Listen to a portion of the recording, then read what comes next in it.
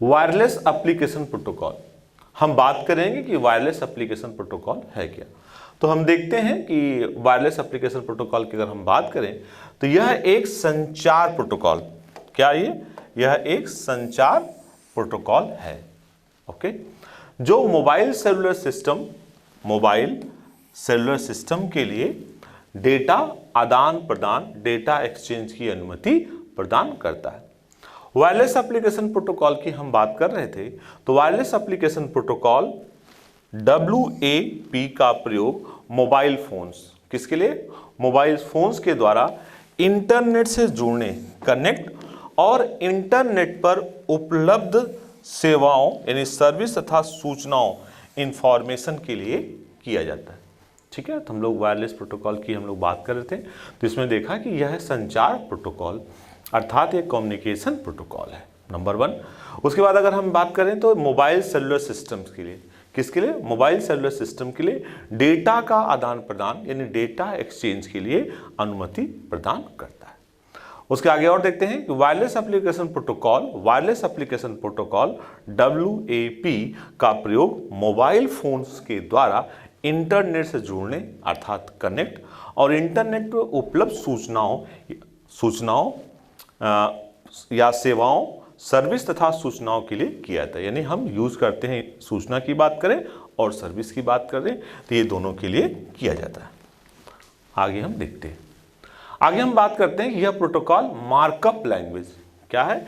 जैसा कि HTML हम लोग जानते हैं, हाइपर टेक्स्ट मार्कअप लैंग्वेज, तो यह प्रोटोकॉल मार्कअप लैंग्वेज ये WML नॉट HTML, ठीक है, बात समझिएगा, मार्कअप लैंग्वेज WML न कि HTML का प्रयोग करता है, नॉट HTML।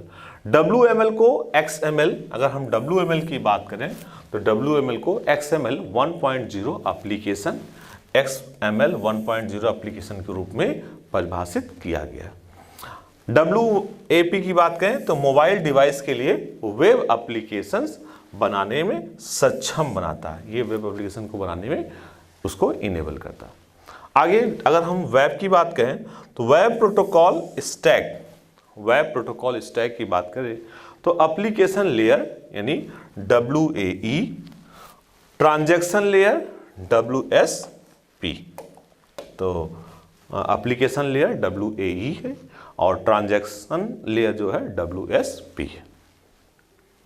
आगे हम लोग बात करते हैं ट्रांजैक्शन लेयर की। अगर हम लोग बात करें transaction layer WTP, security layer WTLS, transport layer WDB। जहां पर अब इनका हम फुल फॉर्म की बात करेंगे, WAE क्या है, WSP क्या है। तो WAE की बात करें तो W तो हर जगह वायरलेस के लिए है, मतलब कॉमन है। अगर जहां W यहां पे इस्तेमाल किया गया है तो यहां पे W फॉर वायरलेस, ठीक, तो सभी के लिए वायरलेस है, ये अब याद रखिए, वायरलेस। दूसरा, अब A की बात करें तो A for application, S for session, T for transaction and again T for transaction layer security and यहाँ पे this is a TL, not only TL है, तो L फॉर आपका लेयर। आगे बात करें W तो वायरलेस है ही है, D and P, D for datagram protocol. अब हम एक बार कंप्लीट पढ़ें। WAE की बात करें wireless application environment, wireless session protocol, wireless transaction protocol, wireless transaction layer security, wireless datagram protocol. ठीक है, तो ये रहे फुल फॉर्म। एग्जाम में कई बार फुल फॉर्म्स पूछे आते हैं, इसलिए हमें फुल फॉर्म पता होना चाहिए। आगे हम बात करेंगे इंट्रानेट की बात करेंगे। अगर हम इंटरनेट की बात करते हैं कि इंटरनेट है क्या। इंटरनेट तो बहुत लोगों ने सुना है, बहुत ही पॉपुलर है, बहुत ही कॉमन है इंटरनेट। इंट्रानेट वर्ड भी अब पॉपुलर होने लगा है और बहुत लोग को उसका मतलब पता है, लेकिन इतना पॉपुलर नहीं है जितना कि इंटरनेट है। इंटरनेट तो हर कोई जानता है कि इंटरनेट क्या होता है, कैसे काम करता है। अगर हम एक लाइन में डेफिनेशन की बात करें कि इंटरनेट और इंटरनेट में क्या अंतर है, तो हम बता सकते हैं कि इंटरनेट और इंटरनेट की हम बात करें, इंटरनेट आपका पब्लिक होता है। इंटरनेट क्या होता है? Internet is public. लेकिन इंटरनेट जो होता है ये आपका प्राइवेट होता है। दोनों ही नेटवर्क होते हैं। साइज की बात करें, लेंथ की बात करें, रेंज की बात करें, तो ऐसा कोई स्पेसिफिकेशन नहीं है कि इंट्रानेट जो है लैन होगा या मैन होगा या वैन होगा। Internet can be LAN, internet LAN भी हो सकता है। इंटरनेट कैन बी वैन, मैन भी हो सकता है, और इंटरनेट कैन बी वैन। आइए अब हम डिटेल में देखते हैं कि इंटरनेट है क्या। अगर इंटरनेट की बात करें, जैसा ये बता रहे हैं कि इंटरनेट एक निजी यानी प्राइवेट नेटवर्क, जैसा हमने आपको बताया था कि बेसिक डिफरेंस इंटरनेट और इंटरनेट में यही है कि इंटरनेट आपका प्राइवेट होता है। तो प्राइवेट नेटवर्क आमतौर पर एक लाइन होता है, यानी लोकल एरिया नेटवर्क की बात करते हैं, जनरली एक लाइन होता है, जिसे केवल अधिकृत उपयोगकर्ता अर्थात अथराइज यूजर जैसे किसी ऑफिस अथवा संस्थान यानी इंस्टीट्यूट के द्वारा ही उपयोग किया जा सकता है। ठीक, आगे बात करते हैं। यह सूचनाओं यानी इंफॉर्मेशन के आदान प्रदान यानी एक्सचेंज के लिए इंटरनेट प्रोटोकॉल का प्रयोग करता है। किसका करता है? इंटरनेट प्रोटोकॉल का प्रयोग करता है। आगे हम बात करें इंट्रानेट। इंटरनेट में केवल कार्यालय संस्थान के कर्मचारी ही इंटरनेट की सेवाओं का प्रयोग कर सकते हैं। चूंकि इंटरनेट प्राइवेट होता है, तो प्राइवेट मतलब जो पर्सनल लोगों के लिए ही इसका इस्तेमाल किया जा सकता है, यानी ऑफिस के लोग ही इसका इस्तेमाल कर सकते हैं जो उस ऑफिस से जुड़े हुए हैं। आगे बात करते हैं। अतः किसी अनाधिकृत यानी व्यक्ति या अनऑथराइज्ड पर्सन को इंटरनेट का उपयोग करने की या रोकने के लिए गेटवे, फायरवॉल अथवा कोडिंग तकनीक का प्रयोग किया जाता है। यानी हम दूसरे को रोकने के लिए हम क्या करते हैं? गेटवे का इस्तेमाल कर सकते हैं, फायरवॉल का इस्तेमाल कर सकते हैं, या कोडिंग टेक्निक का हम इस्तेमाल कर सकते हैं। आगे अगर हम इंटरनेट की बात करें, internet virtual private network, virtual private network VPN का एक उदाहरण है। अगर इंटरनेट की बात करें तो यह वर्चुअल प्राइवेट नेटवर्क का एक एग्जाम्पल है। आगे हम एक्स्ट्रानेट की बात करते हैं। एक्स्ट्रानेट की बात करें तो एक्स्ट्रानेट इंटरनेट की तरह ही निजी प्राइवेट नेटवर्क है। एक्स्ट्रानेट भी इंटरनेट की तरह ही प्राइवेट नेटवर्क है, जिसे किसी कार्यालय, ऑफिस अथवा संस्था, इंस्टीट्यूट के द्वारा उपयोग किया जाता है। किंतु इसमें, इसकी बात करते हैं, किंतु इसमें कार्यालय या संस्था के कर्मचारी के अलावा अन्य उपयोगकर्ताओं को भी एक सीमा तक नेटवर्क तथा डेटा के प्रयोग की अनुमति यानी परमिशन दी जा सकती है। ठीक है, आगे बात करते हैं। एक्स्ट्रानेट किसी कंपनी या संस्था, इंस्टीट्यूट के इंट्रानेट का विस्तार होता है। यानी एक्स्ट्रानेट मतलब इंट्रानेट का ही जो विस्तारित रूप है उसी को हम बोलते हैं extranet. What is extranet? Extranet internet का ही विस्तारित रूप है। आगे हम देखते हैं एक्स्ट्रानेट के उपयोग की हम बात करें तो एक्स्ट्रानेट का उपयोग करने के लिए उपयोगकर्ता यूजर को एक विशेष यूजर नेम और पासवर्ड दिया जाता है। जैसे आप अपना ईमेल ओपन करना चाहते हैं तो आपको यूजर नेम पासवर्ड मिलता है, सेम उसी प्रकार यहाँ पर एक विशेष यूजर नेम और पासवर्ड दिया जाता है।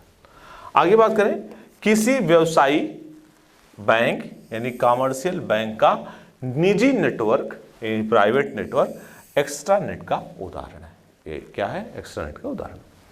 आगे हम बात करते हैं वर्चुअल प्राइवेट नेटवर्क की बात करें, वीपीएन की बात करें तो वर्चुअल प्राइवेट नेटवर्क यानी वीपीएन किसी संगठन के दूरस्थ स्थान पर, वर्चुअल प्राइवेट नेटवर्क किसी संगठन के दूरस्थ स्थान पर स्थित निजी लोकल एरिया नेटवर्क यानी लैन से जुड़ने का एक सुरक्षित तरीका है। This is the safe method to connect. ठीक, आगे बात करें जिसमें कूट लेखन तकनीकी यानी इंक्रिप्शन टेक्निक का भी प्रयोग करते हैं। इसमें हम इंक्रिप्शन टेक्निक का भी इस्तेमाल करते हैं।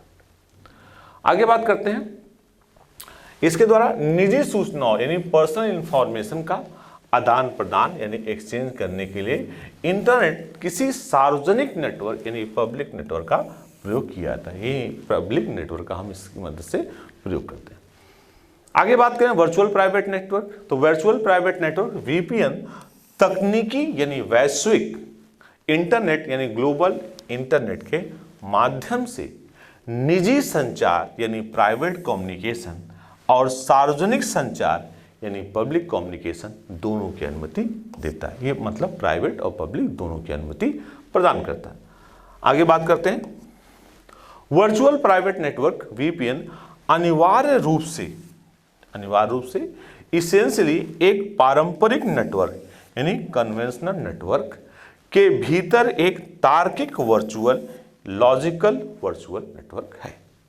आगे बात करते हैं वर्चुअल प्राइवेट नेटवर्क सुरक्षित सिक्योर कनेक्शन स्थापित करने के लिए टनलिंग प्रोटोकॉल टनलिंग प्रोटोकॉल का प्रयोग करता है।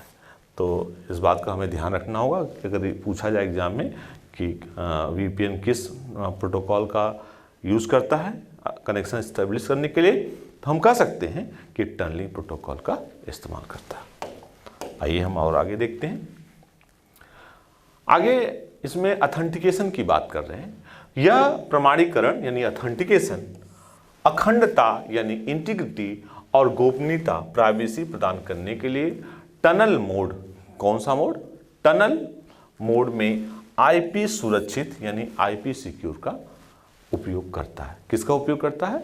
यह आईपी सिक का उपयोग करता है। टनल मोड की बात करते हैं। अब आइए बात करते हैं RS-232 232 ये है क्या? अगर हम RS-232 की बात करें तो पहले इसके पूरे नाम की बात करते हैं।